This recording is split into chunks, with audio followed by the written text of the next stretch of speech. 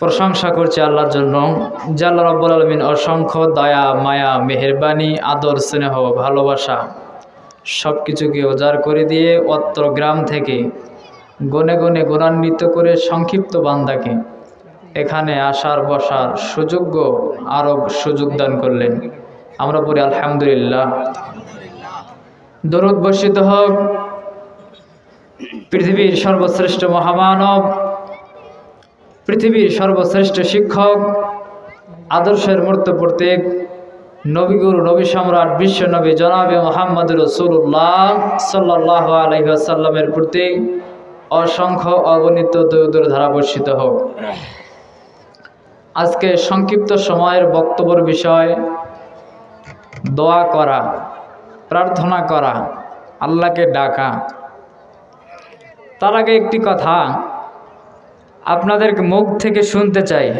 বলুন তো, এখানে যারা আসতে পেরেছেন, বসতে পেরেছেন, তাদের দাম কম না বেশি? সকল বলি কম না বেশি? সহিহ মুসলিমের বর্ণনা 867 নম্বর মুসলিমের। আল্লাহর নবী বলেছেন, কোনো মানুষ যখন দিনের প্যান্ডেলে বসে, দিনের মজলিসে বসে, ওয়াজ শ্রবণ করে, দিনের কথা শ্রবণ করে যাওয়ার আগে একটা দোয়া পড়ে, সুবহানাকা আল্লাহুম্মা ওয়া বিহামদিকা আশহাদু আল্লা ইলাহা ইল্লা আনতা আস্তাগফিরুকা। এই দোয়া পড়ে যদি কোনো বান্দা উঠতে পারে, আল্লাহ রাসূল সাল্লাল্লাহু আলাইহি ওয়াসাল্লাম বলেছেন তার জীবনে যত গুনাহ আছে আল্লাহ সব গুনাহ মাফ করে দেয়। সুবহানাল্লাহ বলবেন না? আল্লাহ রাসূলকে প্রশ্ন করা হলো, ইয়া রাসূলুল্লাহ, ওর ভেতরে তো গুনাহগার বান্দা থাকতে পারে, পাপী বান্দা থাকতে পারে, ওর গুনাহ কি মাফ হয়েছে? আল্লাহর নবী বলেছেন, কদ গফারতু লাহু। এখানে বসার কারণে, দিনের মজলিসে বসার কারণে পাপী বান্দার গুনাহ আল্লাহ মাফ করে দিয়েছে। চিৎকার দিয়ে বলে সুবহানাল্লাহ। তাহলে বলেন তো, এখানে যারা আসতে পেরেছেন তাদের দাম কম না বেশি? স্বয়ং আল্লাহ আপনাদের চেহারাগুলোকে নিয়ে ফেরেশতাদের সঙ্গে হাজির করে আল্লাহ রাব্বুল আলামিন ফেরেশতাদেরকে ডাক দিয়ে বলেছে, ফেরেশতারা দেখো আমার বান্দারা কত কষ্ট করে, আল্লাহকে কোনোদিন দেখিনি, নবীকে কোনোদিন দেখিনি, জান্নাত কোনোদিন দেখিনি, জাহান্নাম কোনোদিন দেখিনি, না দেখে তারা বিশ্বাস স্থাপন করেছে, আমি আল্লাহ তাদেরকে ক্ষমা করে দিলাম। সুবহানাল্লাহ বলবেন না? আল্লাহ রাব্বুল আলামিন বলেন, দুনিয়ার মানুষ শোনো, নবী করিম সাল্লাল্লাহু আলাইহি ওয়াসাল্লাম জানিয়ে দিয়েছেন, মাইয়ুরিদিল্লাহু বিহি খায়রা ইউফাক্কিহু ফিদ্দিন। আল্লাহ যার ভালো চান, আল্লাহ যার কল্যাণ চান, তাকে এখানে বসান।